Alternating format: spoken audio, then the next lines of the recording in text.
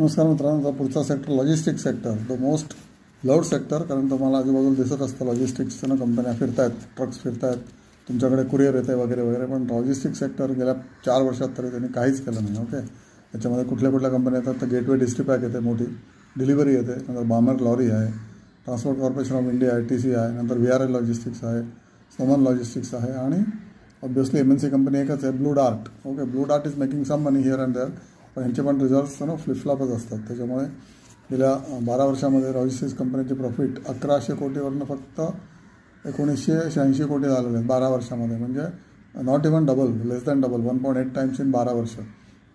म्हणजे 6% किंवा 5%ने वाढले फक्त. आणि गेल्या 4 वर्षामध्ये प्रॉफिटेबिलिटी तर स्टॅटिक आहे. ओके, 2022, 23, 24, 25 बघितलं तुम्ही तर 1821 2022ला कोटी सगळे लॉजिस्टिक्स सेक्टर मिळून प्रॉफिटेबिलिटी. त्यानंतर 2110 पुढच्या वर्षी, त्याच्यानंतर 1911 ओके कोटी, त्याच्यानंतर 2101 कोटी, त्याच्यानंतर 86 करोड. म्हणजे 2024ला तर प्रॉफिटेबिलिटी अजून खाली आली 100 कोटीने. तसं लॉजिस्टिक्स सेक्टरमध्ये गुंतवणूक करणं काय म्हणजे फायद्याचं नाही आहे. ओव्हरऑल सेक्टर बघितलं तर इंडिव्हिज्युअल सेक्टरमध्ये तुम्ही पैसे मिळवू शकता, त्यासाठी तुम्हाला ट्रेडर व्हायला लागतं. आणि त्यातल्या चांगल्या कंपन्या म्हणजे MNC कंपनी, म्हणजे मी सांगतो तुम्हाला ब्लू डार्ट, पण ते महाग असतात. आता 2 महिन्यापूर्वी 47 होता, आता परत 51 झाला आहे, पण माहीत नाही तो 66 जातो का परत 36 येतो. So that is a problem. Okay, gateway ते डिस्ट्रीपॅक तर गेले जवळजवळ 2 वर्ष 56 to 70 या 70 सुद्धा नाही, 56 to 66 इथेच बसलेला आहे. आणि गेल्या 1 महिन्यात तर तो 55 to 59 इथेच बसलेला आहे. गेटवे डिस्ट्रीपॅकमध्ये मॅनेजमेंटचा गव्हर्नन्सचा इश्यू दिसतो आहे. कॅपिटल जोरदार त्यांनी 500 कोटीचं कॅपिटल करून टाकलं 3-4 वर्षापूर्वी. 500 कोटी कॅपिटल कोणी करतं का? म्हणजे डेट त्यांनी सगळं इक्विटीत कन्वर्ट करून टाकलं.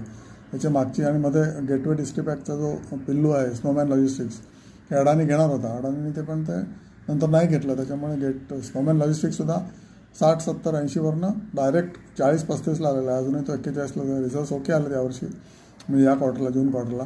प्रॉफिटेबिलिटी आहे ना, अदर इन्कम मिळून 7 कोटी आले. गेल्या वेळेला होतं 3 कोटी फक्त एका क्वार्टरला.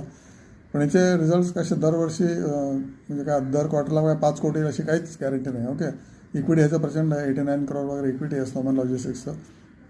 Same thing about rest of the companies. बामर lorry तर सरकारी कंपनी, PSU कंपनी ओके असते ती, पण नॉट मच. आणि त्याचं VRL लॉजिस्टिक्स त्यातल्या त्यात आजकाल प्रॉमिसिंग थोडी कंपनी आहे, कारण आताच त्यांनी बोनस दिला किंवा स्प्लिट केला. 79,232ला त्यातल्या त्यात घेण्यासारखं आहे. पण logistics sector is not worth looking at, कारण कॉम्पिटिशन जबरदस्त आहे याच्यामध्ये.